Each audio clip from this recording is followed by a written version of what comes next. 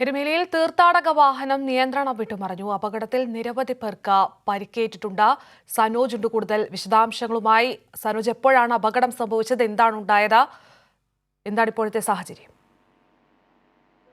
കീർത്തി, പുലർച്ചെയാണ് അപകടമുണ്ടായത് എന്നാണ് നമുക്ക് ലഭിക്കുന്ന വിവരം.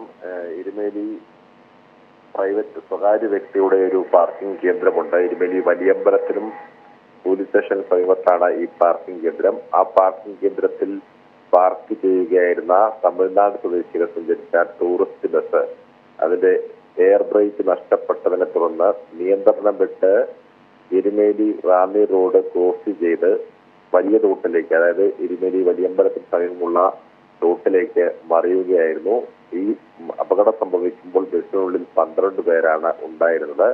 ബസ് ഓടിച്ച ഡ്രൈവർ ഉൾപ്പെടെ 2 പേർക്ക് ഗുരുതരമായി പരിക്കേറ്റിട്ടുണ്ട്. 12ഓളം പേർക്ക് പരിക്കേറ്റിട്ടുണ്ട് എങ്കിലും മറ്റുള്ളവരുടെ സ്ഥിതി ഗുരുതരമല്ല എന്നാണ് മനസ്സിലാക്കാൻ കഴിയുന്നത്. അപകടത്തിൽ പരിക്കേറ്റ മുഴുവൻ ആളുകളെയും പ്രാഥമിക ചികിത്സയ്ക്ക് ശേഷം എരുമേലി സർക്കാർ ആശുപത്രിയിലെ പ്രാഥമിക ചികിത്സയ്ക്ക് ശേഷം കോട്ടയം മെഡിക്കൽ കോളേജിൽ എത്തിച്ചിരിക്കുകയാണ്.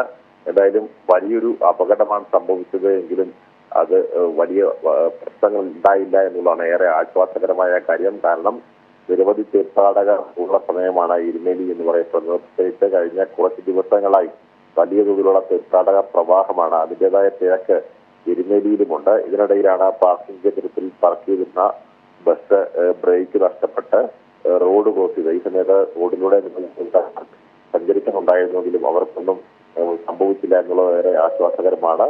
അങ്ങനെ നിയന്ത്രണം വിട്ടാണ് ബസ് മറിയുന്ന ഒരു സാഹചര്യം ഉണ്ടായത്. ആ അപകടത്തിലാണ് 12 പേർക്ക് പരിക്കേറ്റിട്ടുള്ളത്. കീർത്തി, ശരി, സനോജാണ് വിവരങ്ങൾ നൽകിയത്. എരുമേലിയിലാണ് തീർത്ഥാടക വാഹനം നിയന്ത്രണം വിട്ട് മറിഞ്ഞത്. 12 പേരാണ് വാഹനത്തിലുണ്ടായത്. 12 പേർക്കും പരിക്കേറ്റിട്ടുണ്ട്. തമിഴ്നാട് സ്വദേശികളാണ്. ഇവരെ കോട്ടയം മെഡിക്കൽ കോളേജിൽ പ്രവേശിപ്പിച്ചിരിക്കുകയാണ്. സനോജാണ് വിശദാംശങ്ങൾ നൽകിയത്.